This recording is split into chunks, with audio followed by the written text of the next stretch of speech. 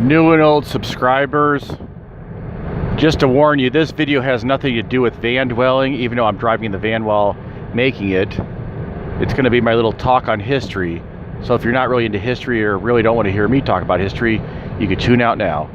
But I guess I still got your view though if you clicked on it, so that's good. So anyway, I want to talk to you about the Bronze Age collapse. And I've been a fan of history a long time, and the Bronze Age collapse is something I just recently learned about, watched some YouTube videos about it, and now maybe some real historians would laugh at me thinking hey, surprised I didn't know about it. Although I did talk to I asked my niece about it, and she's all this AP history and stuff, and she's going to be the valedictorian at her school, but she hadn't heard of it. So, and I never heard about it when I was in school either, so there you go. The Bronze Age collapse, one of the most interesting parts of history that you've probably never heard about. And it's sort of, in a way, it's sort of like the time when almost like the world ended back in 1176 BC was the date, I believe, approximate date. So the Bronze Age collapse, and I'm just going by my memory here.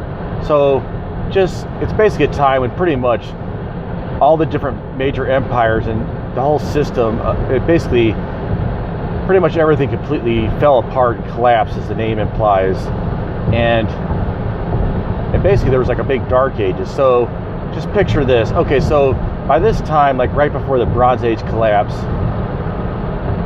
the Great Pyramids of Egypt were already 1,000 years old. Okay, so the Egyptians were a very advanced civilization, and that goes back a long time, and they built these pyramids and just did feats that we still can't figure out now how they did it. So whenever people think about that people in the ancient times were these cavemen or something, or not very smart, I mean, no, in many ways people they're probably smarter than us today. It's just they weren't as they didn't have all the information sharing that we had. But anyway, so there was these great civilizations, and they were based on bronze. Obviously that was their main metal. They hadn't really learned how to make iron yet.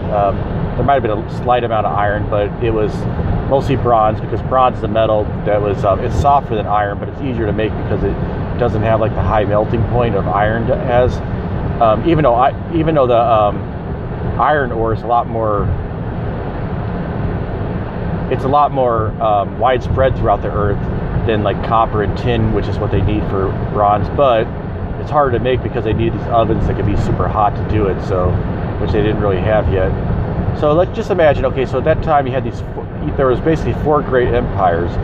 There was the Egyptians, there was the Assyrians,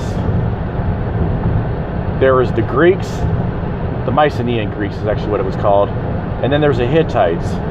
And so you had the Greeks, which were over in Greece, the Assyrians, which were over basically Mesopotamia, where Iraq is today, Egypt. Egyptians, of course, were in Egypt, and then you had the Hittites, which were in the area of what they call Anatolia, which is now Turkey. And by the way, one interesting about the Hittites is the Hittites are mentioned in the Bible many times, but for a long time, different critics kind of scoffed at the idea, thought that they were kind of a made-up mythical people, but actually, and later on, archaeologists found lots of records about them and found that they were a very powerful civilization for that time. So anyway, so you had these four great civilizations, and at this time, and there was lots of trade, widespread trade between them, and they big trade routes and everything going on, and then at some point, and we're not sure exactly why it happened, was these civilizations just completely almost collapsed. Okay, the Assyrians, they pretty much totally disappeared from the history books, and now they came back later as the Neo-Assyrians, it was a different group, but it was anyway. But that was but they totally disappeared for a while. The Hittites completely vanished from history. The Egyptians didn't disappear; they survived, but they became much weaker from that point on, and they didn't really build the big pyramids anymore. And then the Greeks, they were around, but what happened to them is they basically went from building palaces to going back to living in caves and stuff, and their pottery became much more primitive, and they pretty much lost the ability to read and write. And in fact, across the whole area, across the world, literacy totally like dropped, and people just everything became really primitive again, and people don't, they don't know why it happened. And then you had things like on the island of Crete, they had a bunch of cities that were all on the coast, and then what happened is a bunch of these, they abandoned all these cities, and they all like went inland and started living in these mountains and stuff. And then going back to Greek, that became what was known as the Greek Dark Ages. So it was the time of like, well, I guess Homer, he came like near the end of like the Greek Dark Ages and stuff. But anyway, it was a time when there wasn't much learning going on in Greek. Now the thing about the Greeks, though, they always had like a big history of like storytelling, which is kind of like what made them what they were. But yeah, so people don't know exactly what caused this collapse, but it's a very interesting thing that eventually some of these societies, came back later, and slowly different groups came back. Yeah, but anyway, so one of the main theories was like there was this thing people called the Sea People. Now, there's lots of inscriptions that the Egyptians came about these Sea People, these people that came from boats and started like invading all these places, and then